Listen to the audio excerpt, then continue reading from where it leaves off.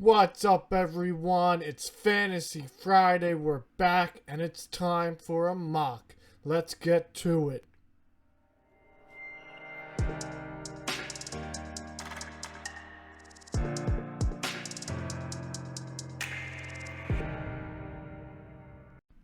So, guys, today we're going to be using the Fantasy Pros Mock Wizard. It's a very good tool to simulating a mock draft. Again, it does have its questionable drawbacks. It is based on several experts, so sometimes the draft board doesn't look the best. We're doing some PPR, 2 running backs, 2 wide receivers, 1 flex, not doing kickers or defenses today. And one of the things that I saw before recording this was Barkley going after Zeke. That should not be happening in your drafts. Barkley is just too talented, and I think that he should be the clear 1.02 this year. Not saying that Zeke is a bad pick, but you do not want to do that. And Julio Jones went pretty early for my liking. So here at the bookend picks, I really like going 2 running backs. To me, there's several guys here that have top 5 to 10 upside. Austin Eckler, Kenyon Drake, Nick Chubb, and Josh Jacobs are all guys that I really like. For me personally, I'm leaning Austin Eckler. I think that he is going to have a big year. They're going to lean on him a lot in the run game. He's going to get a ton of work out of the passing game, especially with either Tyrod Taylor or Justin Herbert. I think they'll be checking down his way a lot. So I'm taking Kenyon Drake there. And then also, I'm going to go with Nick Chubb here. I think Chubb is a very good playmaker. With Stefanski coming in as the head coach, they're going to lean on that run game a little bit more. They also improved their offensive line, so this is going to be my guy here at the turn. And you really can't go wrong with a lot of those guys there. I think there's a lot of talent at the end of the first, second round turn with running backs that could really produce for you this year. So in the third round, let's look at the draft board a little bit. We see that there was a little bit of run on tight ends, 4 tight ends pick. I normally like to wait on tight ends. Lamar Jackson and Mahomes went. To me, if I can get Mahomes somewhere in the third, I'm grabbing him. I don't want to grab any of these guys in the second because I feel like that's a little bit too early, and I'd like to wait on a QB this year. But it depends where they fall. Now here, in my opinion, there's going to be a lot of wide receivers that I could potentially take. There's going to be a lot of talent here with Odell Beckham, Adam Thielen, Keenan Allen, A.J. Brown. A.J. Brown is a guy that I really like, so I'm going to grab him.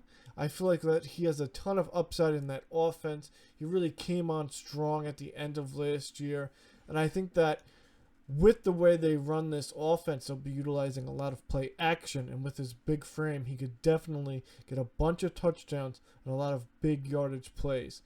I also want to shore up my running backs. I think that there's a big drop off after this tier of players here. I think Chris Carson can definitely be a workhorse in the Seattle offense. So to me, I'm grabbing Chris Carson as a running back to shore that position up. And then I'm going to be grabbing a wide receiver. And to me, that's going to be A.J. Brown. I think that I love his upside this year, especially with that offense.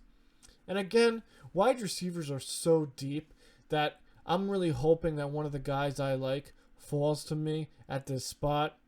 So looking at the draft board, there's probably going to be a ton of wide receivers going. Yeah, pretty much the whole 4th round and 5th round have been wide receivers. There are some guys like Terry McLaurin I was hoping would fall to me, or DK Metcalf. I could have grabbed a second wide receiver there. Let me check at the running backs because I always like to look back to see maybe I could have waited. Ingram and Connor are 2 guys that I like but don't love. Ingram, I think he has a little bit of an injury concern with him getting older. Same thing with Connor. He was pretty banged up last year. Wide receivers, Jarvis Landry, I'm not a fan of. Julian Edelman, I'm not a fan of. Deebo Samuel, I don't know how to gauge him this year. I think that he could be improved, but I feel like his ceiling is going to be capped. Michael Gallup I like too, but don't love him here. I feel that with CeeDee Lamb coming in, potentially his ceiling could be capped. Let me see at the cheat sheets. So some other guys, Marquise Brown is interesting. I do like him. He's the #1 wide receiver there. Hopefully he could fall to me next round. There are a couple guys like Marvin Jones maybe. Quarterbacks, Dak Prescott. I think I'm going to go with Prescott here. I think that he could have tremendous season and potentially be a top 5 quarterback, maybe even a top 3 with all those weapons he has. So we'll take him there. And then tight ends, I normally like to wait. Darren Waller is a very good tight end here. Looking at the wide receivers, there's no one I really like in this range. You can look here on the side too. I think that I'm going to try to hope that Marquise Brown falls. Running backs, I don't want to take a running back yet. I do want to try to get Kareem Hunt on the next round turn. I don't know if he'll fall to me. That's pretty much handcuffing Nick Chubb and making sure that I have a top 5 duo. But I'm going to go with the tight end here, Darren Waller, and hope that those guys can fall to me. Let's see if it works. So Kareem Hunt went right away. That's kind of a bummer. Michael Gallup fell really far. So I wanted to get Kareem Hunt. He fell. Mark Ingram.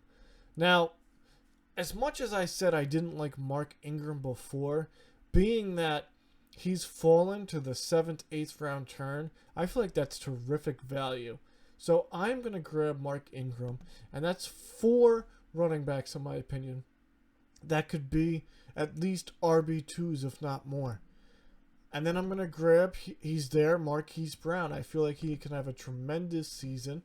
I think that offense of the Baltimore Ravens is going to be as high octane as last year. They're going to score a lot of points. Yes, they'll be running a lot. But with the lack of weapons, especially on the outside, I think that a guy like Marquise Brown could have a tremendous amount of ability. So looking at the draft board again, let's try to scroll down a little bit here. We see that some of the running backs have gone off. There's really no one I really like that have gone off in these past few rounds.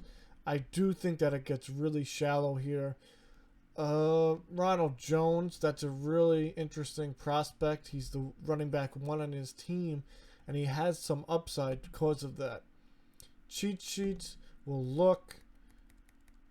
Let's see if there's a guy here. So what I'm going to do here is I'm going to grab a wide receiver because I do need to get wide receivers. One of the guys that I'm very high on is Deontay Johnson.